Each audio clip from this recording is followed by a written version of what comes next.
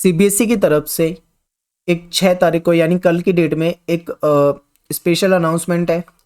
इसमें आपको कुछ ओएमआर के बारे में जानकारी दी गई है। आपको पता है आपका जो 10th क्लास या 12th क्लास जो आपके बोर्ड एग्जाम होने हैं, जो टर्म 1 के एग्जामिनेशन है उसमें ओएमआर सीट का यूज़ होगा। प्री बोर्ड में भी आपने देख लिया होगा ये सब तो। लेकिन ओएमआर के बारे में आपको कुछ स्पेशल जानकारी दी गई है। हालांकि आप बहुत सारी चीज़ें जानते होंगे, लेकिन ये जो अपडेट है इसको ध्यान से देखना, वीडियो को बहुत ध्यान से देखना, क्योंकि सीबीएसई ने कुछ पॉइंट आपको क्लियर कर दिए हैं। अगर आपने उनमें से कोई गलती कर दी तो आपका पेपर में आपको बहुत ज़्यादा प्रॉब्लम हो जाएगी, हो सकता है आपके मार्क्स ही ना जोड़े जाए।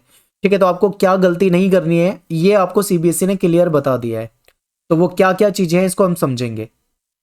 तो चलिए देखते हैं। देखिए सीबीएसई ने आपको कुछ इंपॉर्टेंट इन्फॉर्मेशन प्रोवाइड की है, इसको हम देख लेते हैं। सबसे पहला पॉइंट आपका ये है कि आपको ओएमआर सीट की एक सैंपल कॉपी प्रोवाइड कराई गई है। ठीक है, यानी कि सैंपल कॉपी को आप देख सकते हो यहाँ पे। देखिए ये आपके सामने एक ओएमआर सीट है। आपकी फाइनल की जो ओएमआर होगी वो ठीक इसी प्रकार की होगी। ध्यान से आप इसको देख लो, ये सैंपल है। ठीक है, ये आपके सामने ये सारी चीज़ें हैं, आप इसको एक बार देख लो ध्यान से।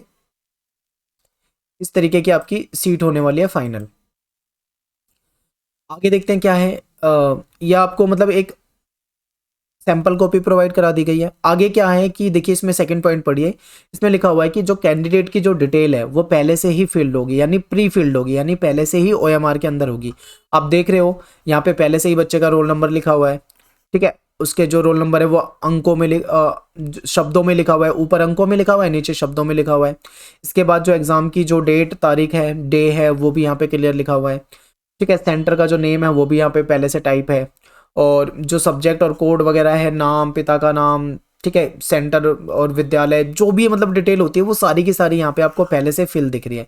यानी कि आपको यहाँ पे कुछ नहीं भरना है, ये डिटेल जो होगी आपकी पहले से ही भरी हुई आएगी सीबीएसई की तरफ से। ठीक है, बस आपको इसको पढ़ना है। कोई कमी हो तो उसको आपको बताना होगा उस टाइम पे। ठीक है, यही है, आपको कुछ करना नहीं होगा, इसमें पहले से ही आपकी डिटेल भरी होगी। अब इसके बाद अगला पॉइंट पढ़ लेते हैं। अगला पॉइंट ये कह रहा है आपसे कि कैंडिडेट जो है उसको क्वेश्चन पेपर कोड लिखना होगा। ठीक है, अपर राइट कॉर्नर में एक स्पेस आपको प्रोवाइड करा रखा है। उसमें देखिए, ये देखिए राइट कॉर्नर में आपको यहाँ पे दिख रही है, आपको स्पेस प्रोवाइड करा रखा है। यहाँ पे आपको क्या करना है, जो क्वेश्चन पेपर आपको मिलेगा उसका एक कोड होगा, वो कोड आपको अपने क्वेश्चन पेपर में देखना है, उसके बाद उसको यहाँ पे आपको लिख देना है। ठीक है, तो ये हो जाएगा। अब चलते हैं अगले पॉइंट पे। फोर्थ पॉइंट देखो, आपको एक कंफर्मेशन भी लिखनी है। एक लाइन होगी जो कि आपको कंफर्मेशन खुद से लिखनी होगी। यानी आपको ये डिटेल पढ़नी है, सब कुछ सही है, आपने सब कुछ सही भर दिया। ठीक है, यानी कि आपने ये जो आपको कोड वगैरह आपने सही भर रखा है और ये जो डिटेल है ये पहले से सही भरी हुई है। तो इसके बाद आपको क्या करना है, यहाँ पे एक लाइन लिखनी है। लाइन क्या लिखनी है, I confirm that all particular given above are correct, यानी कि जो भी इंफॉर्मेशन है वो करेक्ट है मेरे नज़रिए से। और उसके बाद आपको यहाँ पे अपने सिग्नेचर कर देना है। ठीक है, रनिंग हैंड में। तो ये हो गया आपकी डिटेल। इसके बाद देखते हैं अगला पॉइंट क्या कह रहा है। अगला पॉइंट आपसे कह रहा है कि आप केवल ब्लू या ब्लैक बॉल पॉइंट पेन जो होता है पेन, उसी को यूज करोगे। ठीक है, इसके अलावा आपको कोई दूसरा पेन यूज नहीं करना किसी और कलर का। अगला पॉइंट आपसे कह रहा है कि आप पेंसिल जो है, पेंसिल का यूज बिल्कुल नहीं करना है, आपको पेंसिल बिल्कुल मना है। ठीक है, इतना आपको समझ में आ गया। यहाँ पे क्या क्या समझ में आया कि आपको एक सैंपल कॉपी दी गई है जिसे आप देख के समझ जाओगे कि किस प्रकार से आपकी फाइनल ओएमआर सीट आने वाली है। दूसरी चीज़ क्या है कि आपकी डिटेल जो है वो पहले से फिल होगी, लेकिन क्वेश्चन पेपर कोड का स्पेस खाली होगा, वो आपको भरना होगा। ठीक है, एक कंफर्मेशन वाली लाइन आपको लिखनी होगी। इसके बाद ब्लू और ब्लैक पेन आप कोई भी यूज़ कर सकते हो और पेंसिल का आपको यूज़ नहीं करना है। ये इतना आपको समझ में आ गया। अब आगे के जो पॉइंट है ये आपको और ज़्यादा ध्यान से समझने हैं। देखिए आपके पास क्या है, जैसे आपकी जो ओएमआर सीट होगी उसमें 60 क्वेश्चन की स्पेस बने होंगे पहले से। ठीक है, लेकिन आपको कितने फिल करने हैं, जितने आपके क्वेश्चन पेपर में क्वेश्चन है और जो आपके क्वेश्चन पेपर का सीरियल है उसी के अकॉर्डिंग। जैसे मैं आपको यहाँ पे दिखा देता हूँ। देखिए ये आपके सामने है, यहाँ पे आप टोटल क्वेश्चन देख रहे हो कितने, 60 है। यानी यहाँ से पहला क्वेश्चन शुरू हो जाता है और यहाँ पे 60 क्वेश्चन पे खत्म होता है। लेकिन मान लो आपके पेपर में केवल 50 क्वेश्चन आए। ठीक है, तो बाकी के क्या होंगे, बाकी के आपको बिल्कुल खाली छोड़ देने, इनमें कुछ नहीं करना है। ये आपको क्लियर बता रखा है कि जितने में आपके क्वेश्चन है वही करने हैं और सीरियल के सामने। जैसे मान लो आपका क्वेश्चन नंबर 5 है तो 5 का आंसर जो है आपको इधर इन्हीं में से देना है। ठीक है, ये नहीं कि 5 का आंसर आप कहीं और जाके दे दो, इधर दे दो या फिर आप काट पीट के अलग से लिख के दो, ऐसा नहीं करना। जो आपको दिया है उसी में करना है, ये आपको बताया गया है। अब चलते हैं थोड़ा सा और आगे देख लेते हैं पॉइंट। अगला पॉइंट देखिए, इसमें वही बात है जो मैंने आपको बताई थी। जैसे मान लो कि जो आपके टोटल मैक्सिमम क्वेश्चन दे रखे हैं, मान लो आपके सामने मैक्सिमम क्वेश्चन 45 तक है, तो आपको 45 तक के ही अटेम्प्ट करने हैं, उसके बाद का आपको कुछ नहीं करना है। ऐसा नहीं करना कि काट पीट के आप किसी और जगह को 45 या 46 बना के कहीं और आंसर देने लग जाओ, वो चीज़ें आपकी नहीं होनी चाहिए, वरना आपका नंबर जो है नहीं दिए जाएंगे उसमें, ठीक है। अगला देखिए, तीसरा पॉइंट आपके सामने क्या कह रहा है। देखिए यहाँ पे बताया जा रहा है कि आपको अपना रिस्पॉन्स देने के लिए, यानी अपना आंसर देने के लिए, क्वेश्चन के सामने आपके 4 सर्कल होंगे, A B C D इस तरीके से। पहले आपको देख लेना है कि क्वेश्चन क्या है, उसका आंसर जब आपको लगे कि भाई इसका यही आंसर है, तब आपको क्या करना है, उसका आंसर उसमें भरना है, ठीक है। और कैसे करना है, सर्कल आप यहाँ पे देख सकते हैं। जैसे मान लो आप क्वेश्चन नंबर 5 कर रहे हैं और आपको लग रहा है कि क्वेश्चन नंबर 5 का C सही है, तो आपको C को क्या करना है, पूरा गोला कर देना है, ठीक है, इस तरीके से। यहाँ पे देखिए ऊपर भी लिखा हुआ है कि आपको उसमें हाफ गोला आपका नहीं चलेगा, ठीक है। ऐसा नहीं कि आप केवल निशान लगा के छोड़ दें, पूरा आपको क्या करना है, डार्क ही करना है, तो ये हो जाएगा। नेक्स्ट पॉइंट को देखिए, जब आपके सामने 4 सर्कल होंगे, उसके साथ ही बताया जा रहा है कि एक और बॉक्स होगा उसी रो में, उस बॉक्स में आपको अपना आंसर लिख देना है। जैसे कि मैं आपको बता दूं, यहाँ पे ये आपका फाइनल माना जाएगा। देखिए स्टार करके दे रखा है ना, आपको एक बॉक्स दे रखा है। जैसे मान लो पहले का आपका ए आंसर है, आपने ए गोला करा, तो इसके बाद आपको यहाँ ए लिख देना है। दूसरे का मान लो आपका बी है, तो आपको यहाँ पे बी लिख देना है। तीसरे का मान लो आपका सी आंसर है, तो आप यहाँ पे सी लिखोगे, ठीक है। ये जो है ये आपका फाइनल होगा, ये आपका फाइनल माना जाएगा, ये वाला। और इससे रिलेटेड बहुत इंपॉर्टेंट बातें आपको वीडियो में ध्यान से देखते हुए चलना है, ठीक है। चलिए आगे देख लेते हैं। देखिए कह रहे हैं कि जो आपके बॉक्स है, बॉक्स के बाद एक और मतलब आपको ऑप्शन दे रखा है, ठीक है, एक और सर्कल दे रखा है, जिसमें क्या है कि क्वेश्चन का नंबर लिखा हुआ है। और वो आपको कब डार्क करना है, वो तब आपको डार्क करना है जब आप किसी क्वेश्चन को अटेम्प्ट नहीं कर रहे हो। जैसे कि देखो मान लो मैं आपको एक एग्जांपल देके समझाता हूँ। मान लो क्वेश्चन नंबर 10 है, ये क्वेश्चन नंबर 10 है, आपको इसका आंसर नहीं आता A B C D, और आप सोच रहे हो कि मैं इसको अटेम्प्ट ही ना करूं क्योंकि मुझे आता ही नहीं है।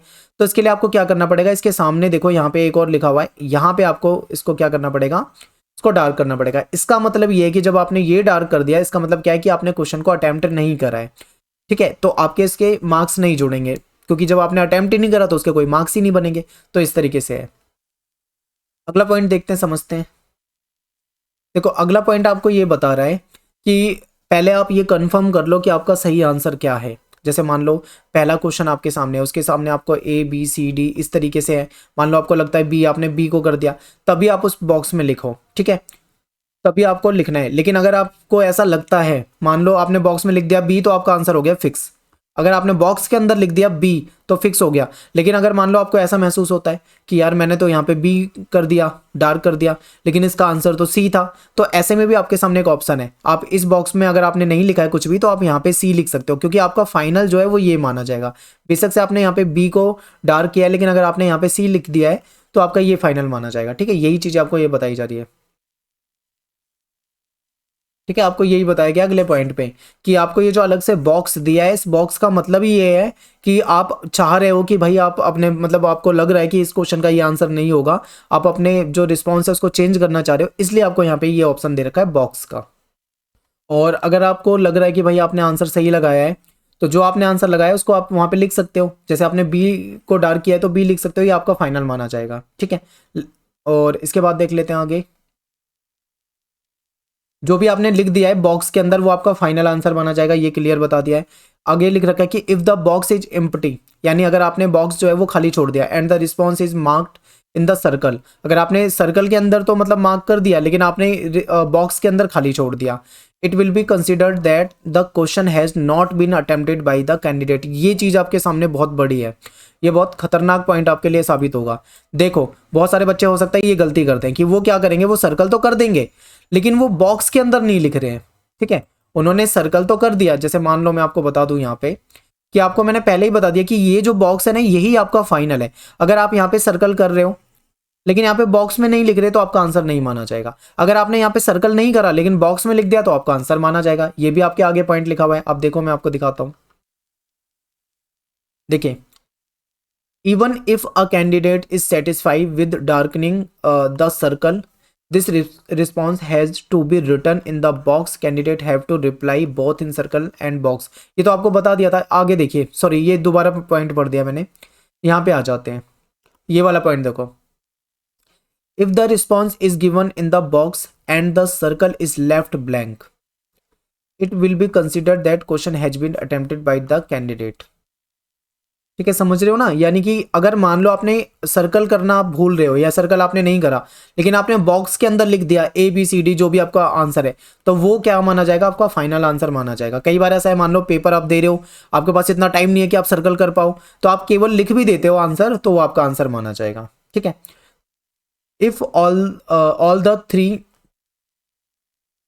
four circle box and the last circle are left blank, it will be considered that question has not been attempted। मान लो अगर आपने सब कुछ खाली छोड़ रखा है, ना आपने बॉक्स को छुआ है, ना आपने कोई सर्कल करा है, ना आपने लास्ट वाले ऑप्शन में भी सर्कल किया है, ठीक है, तो आपका ये माना जाएगा कि आपने उस क्वेश्चन को अटेम्प्ट ही नहीं किया है।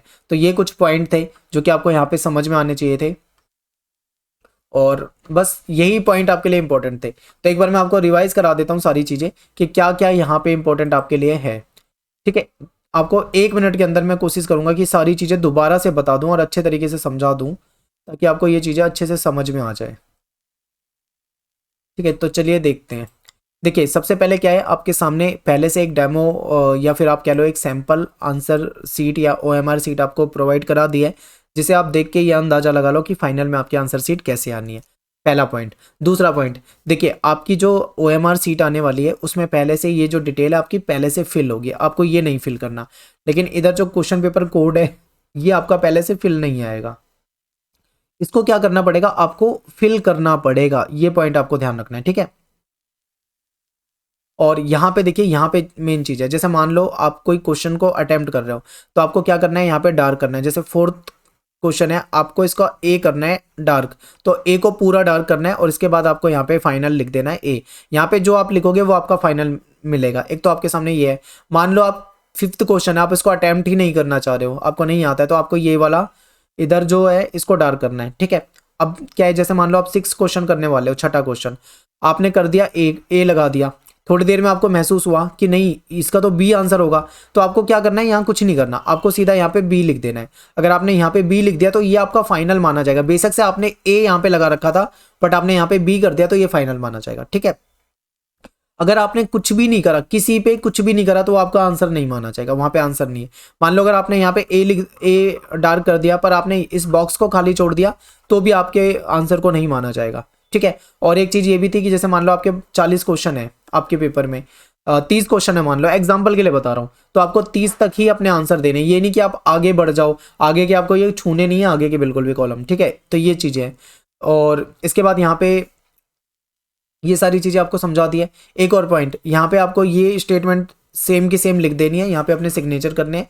बस इतना था, यही मेन बातें थी। उम्मीद करता हूँ आपको समझ में आई होगी। मिलते हैं आपसे नेक्स्ट वीडियो में। थैंक्स फॉर वॉचिंग सभी को। जय हिंद, जय भारत।